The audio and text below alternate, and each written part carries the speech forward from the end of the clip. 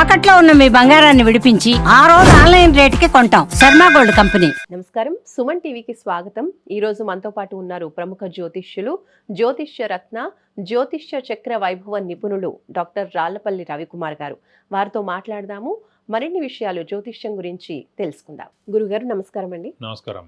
పిల్లల వివాహం విషయంలో తల్లిదండ్రులకి ఎన్నో ఆశలు, ఇంకెన్నో ఎగ్జైట్మెంట్స్, ఇంకెన్నో విషయాలు తెలుసుకోవాలని చూస్తూ ఉంటారు. అలాంటప్పుడు మా అబ్బాయికి కానివ్వండి, మా అమ్మాయికి కానివ్వండి, ఏ రాశి వాళ్ళతో వివాహం జరుగుతుంది, ఏ రాశి వాళ్ళతో వివాహం జరిగితే బాగుంటుంది అనేటువంటిది కూడా ముందు నుంచి కూడా కాస్త ఎగ్జైట్మెంట్ అనేది ప్రతి ఒక్క తల్లిదండ్రి కూడా ఆలోచిస్తూ ఉంటారు ఈ విషయాల గురించి. అలాంటప్పుడు ఇప్పుడు ఈ రాశి వాళ్ళు ఈ రాశి వాళ్ళని చేసుకుంటే బాగుంటుంది అన్నట్టుగా ఏదైనా ఉంటుందా జ్యోతిష్యంలో? తప్పకుండా ఉంటుందండి. సాధారణంగా మనం జాతక ప్రకారం చూసినప్పుడు కొంతమంది అంటే మన ఇంట్లోనే తీసుకోండి, చుట్టాలని తీసుకోండి, ఫ్రెండ్స్ తీసుకోండి, మనకి ఒక 10 మంది ఉన్నారనుకోండి, ఒక 6 చాలా బాగుంటారు అనుకోండి. ఈ 6లో 3 ఎక్స్ట్రాడనరీగా చాలా బాగుంటారు. మిగతా 3 మటుకు 50%, 60%, 70% బాగుంటారు. ఆ మిగతా 4 మటుకు అస్సలు బాగుంటారు. వాడిది ఏంటంటే మన నక్షత్రం నుంచి వాడిది 7వ నక్షత్రం అయి ఉంటుంది, అంటే నైదంతార అయి ఉంటుంది. అస్సలు పడడు, అస్సలు శత్రువు, వాడు మనం చూస్తేనే లోపల తిట్టుకుంటాడు, మన నాశనం అయిపోవాలని కోరుకునే వ్యక్తి మటుకు మన నుంచి 7వ నక్షత్రం వాడిది. దాన్నే నైదంతార అంటారు. అందుకే నైదంతార వ్యక్తితోటి మనం పెళ్లి చేయకూడదు ఎవరిని కూడా. మన నక్షత్రం నుంచి 7వ నక్షత్రం ఏదైతే అవుతుందో అస్సలు వివాహం చేసుకోకూడదు, దాన్ని నైదంతార అంటారు.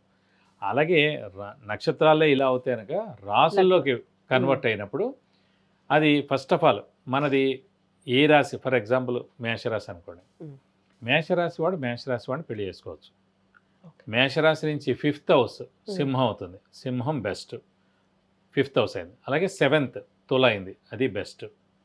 9th మళ్ళీ ధనస్సు అయింది, అది బెస్ట్. సో మన రాశి నుంచి 1, 5, 7, 9 బెస్ట్, అల్టిమేట్ అన్నమాట. అలాగే 5, 9 ఇంకా అల్టిమేట్, 1, 5, 9 ఇంకా బెస్ట్, 7 కూడా ఓకే. 7 ఏంటంటే భర్త లేదా భార్య స్థానం ఆపోజిట్ స్థానం కాబట్టి అది కూడా చాలా మంచిదే, సప్తమావతి కాబట్టి ఏ రాశికైనా సరే. సో ఇందులో మళ్ళీ నక్షత్రాలు చూసుకోవాలన్నమాట. ఈ నక్షత్రానికి ఆ నక్షత్రం మ్యాచ్ అయ్యేది లేదు. సాధారణంగా ఏంటంటే అన్ని గ్రహాలు కూడా శత్రువు, మిత్రుడు, సములు 3 అనమాట. శత్రువులు ఉంటారు, మిత్రులు ఉంటారు, సములు ఉంటారు. శత్రువు అస్సలు చేసుకోకూడదు మన నక్షత్రం నుంచి ఇంకో నక్షత్రం. అలాగే మిత్రులు అయితే చేసుకోవచ్చు, అలాగే సములైనా చేసుకోవచ్చు. అలాగే రాసులు కూడా రాశ్యాధిపతులు, మేషరాశి అధిపతి కుజుడండి. సో కుజుడికి ఎవరైతే మిత్రులు అయిన రాశులు ఉన్నారో వాళ్ళని మనం వివాహం చేసుకోవచ్చు అన్నమాట. సో అందుకే 1, 5, 7, 9 బెస్ట్. అందులో మన నక్షత్రాల నుంచి మిగతా నక్షత్రాలు కూడా మ్యాచ్ చేసుకుంటే పొంతలన్నీ ఉంటాయి మనకి పంచాంగాలు. సో 18 అబవ్ వచ్చాయనుకోండి, అవి ముందుకెళ్ళచ్చు. ఎంత ముందుకెళ్ళినా మళ్ళీ ఇందాక చెప్పినట్టు జాతకం లోపలికి డీప్గా వెళ్ళాలి. కుటుంబ స్థానం, అలాగే ధనస్థానం, ఆరోగ్య స్థానం, ఆయుష్ స్థానం, సంతాన స్థానం, వైవాహిక జీవితం ఎలా ఉంటుంది, ఇవన్నీ కూడా మళ్ళీ డీప్గా లోపలికి వెళ్ళాలి.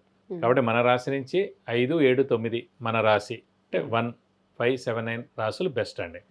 కలవనివి ఏంటి అనేవి కూడా చూసుకోవాలి. కలవని ఏంటి, మన రాశి నుంచి 6th హౌస్ కానీ 8th హౌస్ కానీ, దాన్ని షష్టాష్టకాలు అంటారు అన్నమాట. మన రాశి నుంచి 6th హౌస్, ఉదాహరణకి మేషరాశి వాళ్ళు ఉన్నారు, మేషరాశి వాళ్ళకి 6th హౌస్ కన్యారాశి అయింది. కన్యారాశి నుంచి మేషరాశి 8th హౌస్ అన్నమాట, దాన్ని షష్టాష్టకాలు అంటారు. సో అస్సలు చేసుకోకూడదు. మేషరాశి వాడు కన్యారాశి వాడిని అస్సలు చేసుకోకూడదు. అలాగే కన్యారాశి వాడు మేషరాశిని అస్సలు చేసుకోకూడదు. అలాగే ద్విర్ద్వాదశాలు అంటారు, అంటే 2, 12 మన రాశి నుంచి వెనకాల రాశి, అంటే ఇప్పుడు ఉదాహరణకి మేషరాశి వాడు ఉన్నాడు, మెయిన్ రాశి వాడిని చేసుకోకూడదు అన్నమాట. ద్విర్ద్వాదశాలు 2, 12 హౌసెస్ అన్నమాట. సో షష్టాష్టకాలు, ద్విర్ద్వాదశాలు ఇవి మటుకు అస్సలు చేసుకోకూడదు అండి. ఒక శుభ షష్టాష్టకాలు అని ఉంటాయి, ఏ రాశి వాళ్ళు చేసుకుంటే వాళ్ళకి ఎక్కువగా కలిసి వస్తుంది, పేరెంట్స్ ఇదే ఎక్కువ చూస్తూ ఉంటారు, వాళ్ళకి మటుకు ఖచ్చితంగా ఇదే అండి. 1, 5, 7, 9 మెయిన్గా 5, 9 అండి. 5, 9 అయితే 100% అనమాట. 5 ఇప్పుడు కన్యారాశి వాడు ఉన్నాడు, మకర రాశిని ఖచ్చితంగా బెస్ట్ రాశి అనమాట. 5th హౌస్ అయింది కన్యారాశికి, మకర రాశి. అదే కన్యారాశి వాడికి వృషభ రాశి 9th హౌస్ అయింది, అది బెస్ట్ అండ్ అల్టిమేట్ అన్నమాట. 5, 9 100%. అలాగే 1, 7 75%. ఫస్ట్ హౌస్ అయినా కానీ, ఫస్ట్ హౌస్ నుంచి 7th హౌస్ వాడైనా కానీ 75%. 100% మటుకు మన నుంచి 5th హౌస్ 9th హౌస్ అండి.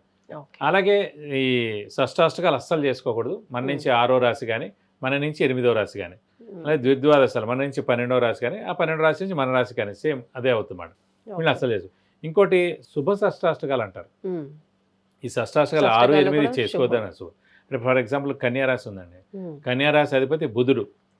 ఇప్పుడు కుంభరాశి ఉంది, కన్యారాశి నుంచి కుంభరాశి 6వ స్థానం అయింది. ఉమ్, అయ్యో మరి చేసుకోవద్దు అన్నారు కదా, మరి అదే కుంభరాశి నుంచి కన్యారాశి అష్టమైంది, షష్టాష్టకాలు వద్దన్నారు కదా అనొచ్చు. కానీ శుభులు, ఎందుకంటే వాళ్ళిద్దరు మిత్రులు అండి. కన్యారాశి అధిపతి బుధుడయ్యాడు, కుంభరాశి అధిపతి శని అయ్యాడు. వాళ్ళిద్దరు మిత్రులు కాబట్టి వాళ్ళకిద్దరికి పొంతన బాగుంటుంది కాబట్టి వాళ్ళిద్దరు చేసుకోవచ్చు. చేసుకో. మిగతా అన్ని పాయింట్స్ బాగా మ్యాచ్ అయితే కనుక, ఉమ్, అదే కుటుంబ స్థానం, అదే ఆరోగ్య స్థానం, ఆయుష్ స్థానం, సంతాన స్థానం, ఉమ్, వైవాహిక జీవితం బాగుండడం, ఇవన్నీ కూడా బాగున్న తర్వాత ఈ ఒక్కటి కూడా పర్వాలేదు అన్నమాట. ఇది ఒక 10% ఉమ్, ఎగ్జామ్షన్, అంతకన్నా ఎక్కువ 10% మైనస్, అంతకన్నా ఎక్కువ ఏం లేదు కాబట్టి వాళ్ళు చేసుకోవచ్చు. ఉమ్, అస్సలు పడంది ఏంటంటే ఇప్పుడు అదే సింహరాశి మకర రాశి అదే షష్టాష్టకాలు అవుతాయండి. ఉమ్, సింహరాశి అధిపతి రవి, మకర రాశి అధిపతి శని, కానీ వాళ్ళిద్దరూ శత్రువులు, రవి శని శత్రువులు అన్నమాట. అందుకే వాళ్ళు అస్సలు చేసుకోకూడదు. ఉమ్, 90% అన్నీ కూడా షష్టాష్టక దోషాలు ఏవైనా సరే అవన్నీ దోషరహితమే. వాళ్ళిద్దరూ శత్రువులే అధిపతులు అయ్యారు కాబట్టి చేసుకోవద్దు. ఎక్కడో ఇలా శుభ షష్టాష్టకాలు ఉంటాయి, అవి చేసుకున్నా కూడా నష్టమేం లేదండి. ఓకే. సో బాగా కలిసి రావాలి అనుకుంటే ఇలా శుభ పరిణామాలు ఉన్నటువంటి రాసుల వాళ్ళని పెళ్లి చేసుకుంటే చేసుకోవడం. లగ్నాలు కూడా ఇలానే ఉంటాయి గురువు సేమ్ గారు? లగ్నం కూడా ఇంతే అండి. ఇప్పుడు మ్మ్. రాశి, ఇప్పుడు నక్షత్రాలతో ఏర్పడేది రాసులండి. మ్మ్. రాసులతోటి మనం ఇప్పుడు చూస్తున్నాం ఏ అవును. రాశి నుంచి ఏ రాశి అని. ఉమ్, సో నక్షత్రం అంటే మనసులు కలిసేలేవి చూసుకోవడం.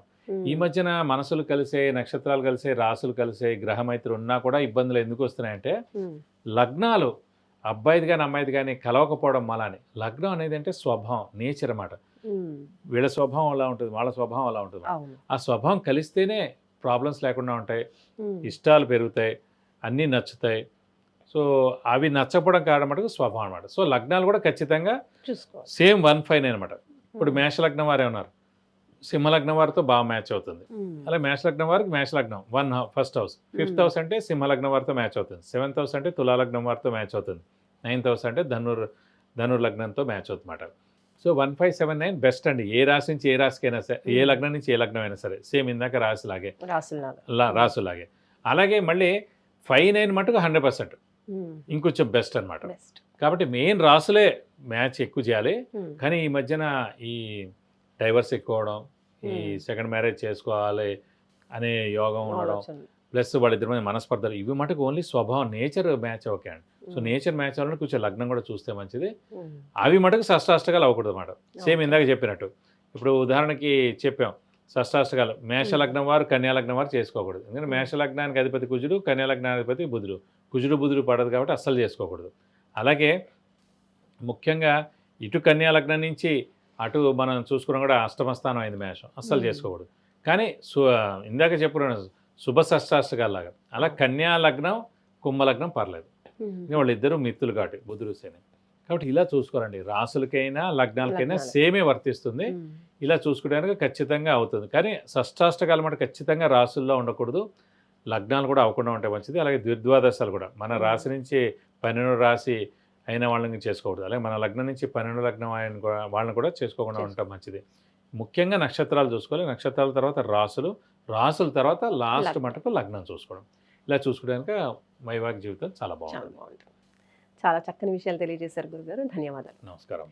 చూసారు కదండి, వివాహం విషయంలో ఎన్నో పొంతనలు చేస్తూ ఉంటారు. ఇప్పుడు మనకి గురుగారు రాసులు, నక్షత్రాలు, అలాగే లగ్నాల గురించి తెలియజేశారు. ఇలా కాంబినేషన్స్ ఉన్న వారిని చేసుకోవడం వల్ల ఏంటంటే ఎక్కువగా ఫలితం ఉంటుంది, బాగుంటుంది. అంటే లైఫ్ అంతా కూడా వివాహం తర్వాత చక్కగా ఉండే అవకాశం అనేది ఉంటుందని తెలియజేస్తున్నారు.